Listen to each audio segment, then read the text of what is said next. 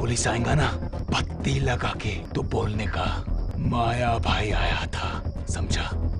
माया अपनी बात से पलट नहीं सकता ना भाई, इज्जत है अपन का। गणपत चल दारूला, गणपत चल दारूला। दोस्तों, बॉलीवुड में अंडरवर्ल्ड डॉन्स पर आधारित बहुत सारी फिल्में समय समय पर बनती रही हैं और ज्यादातर लोगों को भी अंडरवर्ल्ड की कहानियों को जानने में खासी दिलचस्पी रही है कि मुंबई अंडरवर्ल्ड का किंग कौन रहा और कितने दिनों तक और कैसे उसने मुंबई के ऊपर राज किया। एक्चुअली ये बात भी बहुत ज्यादा छुपी नहीं है कि बॉलीवुड फिल्मों का और अंडरवर्ल्ड का भी हमेशा से ही चोली दामन का साथ रहा है और 90 के दशक में और 2000 के स्टार्टिंग तक भी बॉलीवुड में बहुत सारी फिल्में ऐसी बनी जिनमें अंडरवर्ल्ड का पैसा लगा हुआ था। सलमान खान की सन 2001 में आई फिल्म चोरी चोरी चुपके चुपके जैसी ऐसी तमाम फिल्में रहीं जहां पर अंडरवर्ल्ड ने अपना पैसा लगाया हुआ था और अंडरवर्ल्ड को अपने ब्लैक मनी को व्हाइट में बदलने का ये बहुत ही आसान तरीका था। हालांकि आगे चलकर धीरे धीरे इन सारी चीजों के ऊपर काबू पाया गया और अभी ये बिल्कुल ना के बराबर हो गई हैं। 70 के दशक तक मुंबई में हाजी मस्तान और करीम लाला जैसे अंडरवर्ल्ड डॉन हुआ करते थे, जो वैसे तो इलीगल तरीके से ही पैसा कमाते थे, लेकिन अपने धंधे में उनके कुछ उसूल भी हुआ करते थे। उस टाइम तक उन लोगों का मकसद ये था कि चीजों की स्मगलिंग करना और आम आदमी को इसकी बिल्कुल भनक भी ना होना और उन्हें कोई नुकसान ना पहुंचाना। और मुंबई अंडरवर्ल्ड के ऊपर बहुत सालों तक इन लोगों का कुछ ऐसे ही साफ सुथरे तरीके से राज चलता रहा। लेकिन धीरे धीरे आगे चलकर इन लोगों की उम्र हो गई और 80 के दशक के लास्ट में दाऊद इब्राहिम और छोटा राजन जैसे लोग अंडरवर्ल्ड में आ गए, जहां इन लोगों ने धीरे धीरे उत्पात मचाना शुरू किया और इलीगल पैसा कमाने के अलावा लोगों को डराना, धमकाना, एक्सटॉर्शन मनी लेना और सरेआम कुछ ऐसी चीजें करना जिसका फर्क आम लोगों की लाइफ के ऊपर भी होने लगा। उस टाइम पर बॉलीवुड में भी बहुत सारे डायरेक्टर, प्रोड्यूसर, एक्टर और एक्ट्रेस भी इनसे डर कर रहने लगे और 90 के दशक में लगभग अंडरवर्ल्ड की पूरी इमेज ही बदल चुकी थी। आगे चलकर दाऊद इब्राहिम दुबई जाकर बैठ गए और वहां से मुंबई को ऑपरेट करने लगे और दुबई में बैठे हुए दाऊद इब्राहिम ने अपने इशारों पर काम करने वाले कुछ डॉन मुंबई में बना लिए, जिनके ऊपर दाऊद इब्राहिम का हाथ रहता और वो यहाँ पर मुंबई में उनके कहने पर ही काम करते। जैसे यहाँ पर लोगों को धमकाना हो, उनसे एक्सटॉर्शन की मनी लेना हो, बिल्डर्स से पैसे लेना हो, ये सारे काम यहाँ पर मुंबई में ये लोग दाऊद इब्राहिम के कहने पर किया करते, जिनमें दाऊद इब्राहिम के नीचे यहाँ पर मुंबई में काम करने वाले लोगों में माया डोला और दिलीप बुआ जैसे लोग शामिल हैं, जिनका सन 1991 में मुंबई पुलिस ने और ATS ने मिलकर लोखंडवाला कॉम्प्लेक्स में एनकाउंटर किया था। और आज के इस वीडियो में हम जिस फिल्म के अननोन फैक्ट्स के ऊपर बात करने वाले हैं वो इसी रियल एनकाउंटर के ऊपर आधारित है।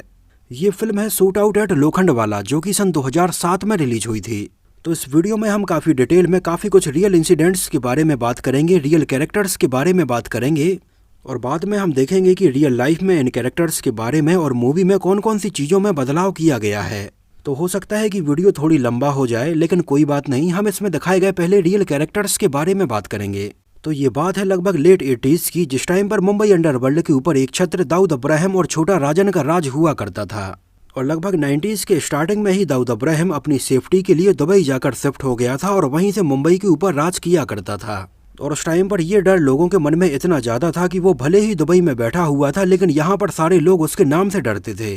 और उस टाइम पर मुंबई भी अपनी काफी डेवलपिंग स्टेज में थी और बड़े बड़े बिल्डर्स बहुत ज्यादा वहां पर काम कर रहे थे और वो ऐसा समय था जिस टाइम पर मुंबई में बड़े बड़े बिल्डर्स के मन में हमेशा से ही यही डर लगा रहता था कि बाकी सारी चीजें तो ठीक हैं, बस उनके पास कहीं से भी एक्सटॉर्शन मनी को लेने के लिए कॉल ना आ जाए।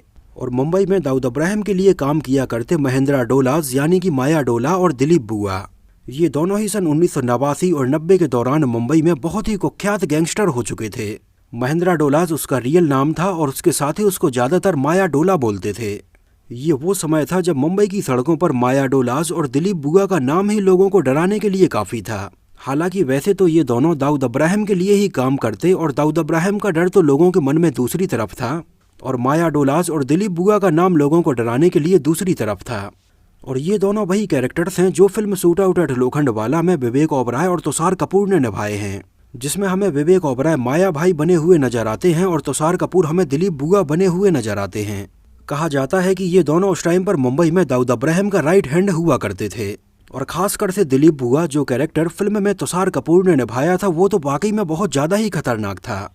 हालांकि film shoot out at Lokhandwala में ये कैरेक्टर जितना कुख्यात और जितना खूंखार था उसको वैसा दिखाया नहीं गया है, लेकिन रियल लाइफ में जो दिलीप बुआ का कैरेक्टर है वो एक खतरनाक शार्प शूटर हुआ करता था। ये इतना खतरनाक था कि उसके हाथ में बस बंदूक आई और सामने कोई भी हो उसका काम वो तमाम कर देता था।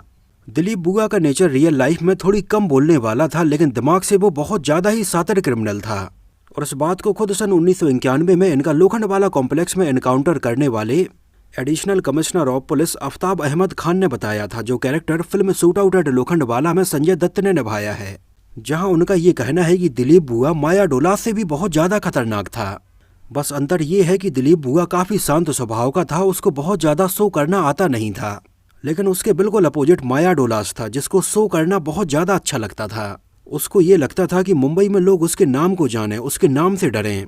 इसलिए माया डोलास ने कई बार मुंबई की सड़कों पर बिल्कुल खुलेआम फायरिंग भी की है। मुंबई के अलग अलग बार में जाना, वहां पर बहुत सारे पैसे उड़ाना और अपने नाम को लोगों को बताना उसकी आदत हो गई थी। इन दोनों के अलावा इनकी टीम में 5 और मेंबर थे जो कि इनके साथ ही काम करते थे। और इस गैंग में माया डोलास को बहुत ज्यादा बोलने का और चीजों को दिखाने का काफी शौक था, इस वजह से वो इस गैंग को लीड कर रहा था। माया डोलास मुंबई के स्लम्स में रहने वाला था और उसके 6 भाई बहन थे। हालांकि film shoot out at Lokhandwala में विवेक ओबराय के भाई बहन हमें नहीं दिखाए जाते हैं। ऐसा दिखाया जाता है कि वो उनका इकलौता बेटा है। इसके अलावा फिल्म में ये दिखाया जाता है कि माया डोलास बचपन में ही अपने पिता का कत्ल कर देता है, जबकि रियल लाइफ में ऐसा नहीं था। 1991 में इनके एनकाउंटर के बाद सन 1997 में उसके पिता की मृत्यु हुई थी। फिल्म में उसकी पढ़ाई लिखाई को लेकर भी हमें कुछ बताया नहीं जाता है और हमें ऐसा लगता है कि वो शायद अनपढ़ ही होगा, लेकिन उसने रियल लाइफ में मुंबई ITI से अपनी पढ़ाई कंप्लीट की थी।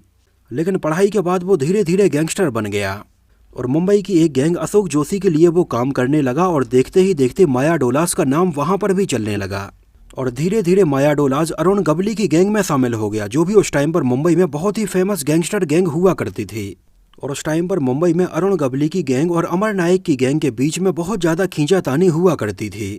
और माया डोलास, जो कि अरुण गबली की गैंग में शामिल था, वो बिल्कुल हाथ धोकर अमर नायक की गैंग के पीछे पड़ गया। लेकिन अंडरवर्ल्ड में कोई किसी का सगा नहीं होता है, सब अपना अपना ही फायदा देखते हैं और कब किसको और कहां पर धोखा दे दे इस बारे में भी कुछ कहा नहीं जा सकता है। तो ऐसा ही कुछ हुआ उस टाइम पर माया डोलास के साथ में भी, जो कि अरुण गबली की गैंग में शामिल था और उनका साथ देने के लिए उनकी दुश्मन अमर नायक गैंग के पीछे पड़ा हुआ था। लेकिन आगे चलकर कुछ टाइम बाद अरुण गबली की गैंग में और अमर नायक की गैंग में समझौता हो गया। लेकिन इन दोनों के बीच में हुए समझौते के बाद भी अमर नायक माया डोलास से इतने ज्यादा चिढ़े हुए थे कि उन्हें माया डोलास ही चाहिए था।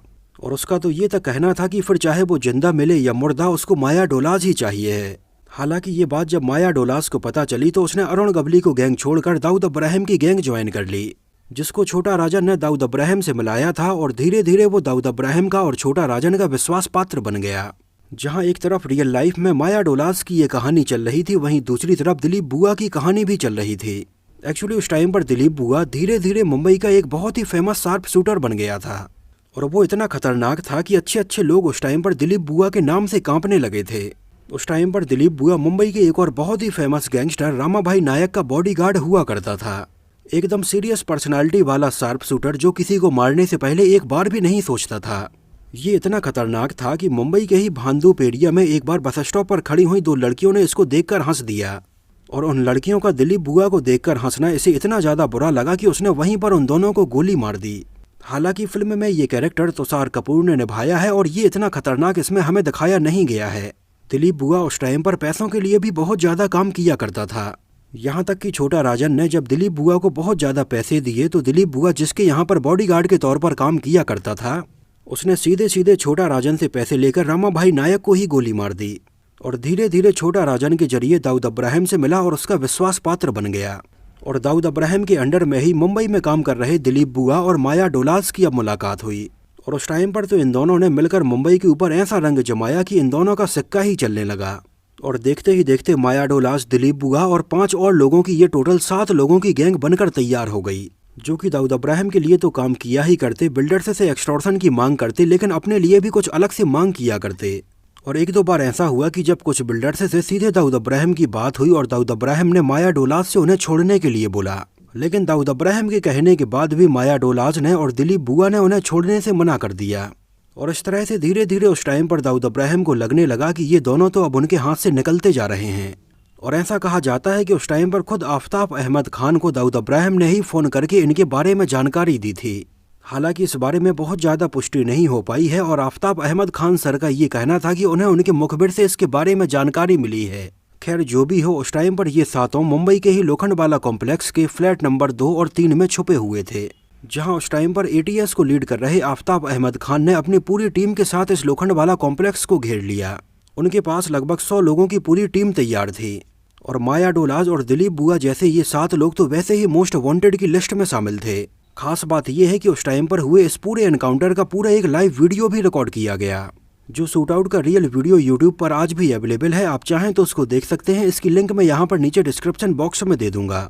इस कॉम्प्लेक्स को पूरी तरह से पुलिस के घेर लेने के बाद जैसे ही माया डोलाज को पता चला कि पुलिस नीचे खड़ी हुई है, तो माया डोलाज ने वहीं से आफ्ताब अहमद खान को जोर जोर से गाली देना शुरू कर दिया और दूसरी तरफ दिलीप बुआ ने पुलिस के ऊपर फायरिंग करना शुरू कर दी।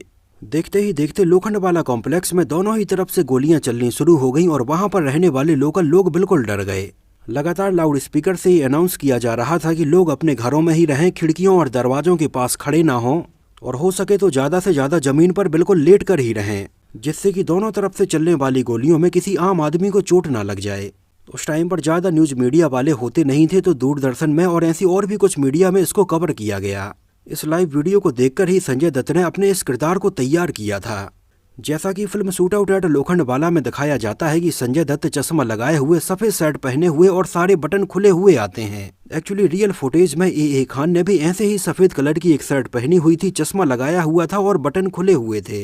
एक्चुअली उन्होंने अंदर से बुलेट प्रूफ जैकेट पहनी हुई थी, जिसकी वजह से इसके बटन लग नहीं रहे थे और बिल्कुल ऐसा ही लुक संजय दत्त ने यहाँ पर अपना रखा था। और लगभग 4 घंटे तक चले इस एनकाउंटर में 350 से 400 गोलियां दोनों साइड से चलीं, जिनमें से कुछ पुलिस वालों को चोट लगी, कुछ गंभीर रूप से घायल हुए और फाइनली ये 7 वहां पर मारे गए। कहा यह जाता है कि इस शूट आउट में जैसे ही दिलीप बुआ को पुलिस की गोली लगी, तो माया डोलाज वहां पर सरेंडर करने के लिए अपने हाथ खड़े करके नीचे आ गया और पुलिस के सामने अपने हाथ ऊपर करके जोर जोर से ये चिल्लाने लगा कि उसके पास कोई भी हथियार नहीं है और वो सरेंडर करने के लिए तैयार है। लेकिन उस टाइम पर शायद पुलिस इतने ज्यादा गुस्से में थी कि उसकी बात किसी ने सुनी नहीं और उसको गोलियां मारना शुरू कर दी और देखते ही देखते माया डोलाज के शरीर में लगभग 112 से 113 गोलियां दागी गईं। हालांकि इसके बाद बहुत सारी कमेटी बैठाई गई इसके बारे में बहुत अच्छे से तहकीकात करने के लिए। वहीं दूसरी तरफ छोटा राजन और ऐसे बहुत सारे लोगों का ये कहना है कि पुलिस ने ये फेक एनकाउंटर किया है। इस एनकाउंटर के बाद माया डोला के फ्लैट से लगभग 70 लाख रुपए भी बरामद हुए, जो उसने किसी बिल्डर से अपने पास में एक्सटॉर्शन के तौर पर रखे हुए थे। और ये आज भी देश में होने वाले कुछ बड़े एनकाउंटर्स की लिस्ट में शामिल है, जिसको उस टाइम पर ऐसे बिल्कुल इस तरह से खुलेआम पब्लिक के बीच में अंजाम दिया गया। हालांकि ये गैंग तो वहीं पर खत्म हो गई, लेकिन इनका जो मास्टर माइंड है दाऊद इब्राहिम, वो दुबई में बैठा हुआ था और आज भी वहां पर बैठकर अपने इशारों पर पता नहीं कितने ऐसे और लोगों को नचा रहा है। इसी रियल लाइफ एनकाउंटर पर सन 2007 में फिल्म बनी थी शूट आउट एट लोखंडवाला। तो इस वीडियो में तो हमने देखे अभी कुछ रियल फैक्ट्स, जो मुझे लगता है कि आपको बताना काफ़ी ज़रूरी थे। लेकिन फिल्म से जुड़े हुए फैक्ट्स, कैसे इसको शूट किया गया, कैसे रियल लोकेशन पर इसको फिल्माया गया, कौन कौन से सीन्स में बदलाव किए गए, ये सारी चीज़ें हम इसके अगले पार्ट में देखेंगे। तो इस वीडियो में इतना ही। अभी ये वीडियो खत्म नहीं हुआ है, मिलते हैं आपसे इसके अगले पार्ट में। अगर इसकी ये रियल लाइफ कहानी का पार्ट आपको पसंद आया हो तो इसको प्लीज़ लाइक करके हमें इस बात का जवाब जरूर दीजिए और इसके पार्ट 2 को हम यहीं से कंटिन्यू करेंगे।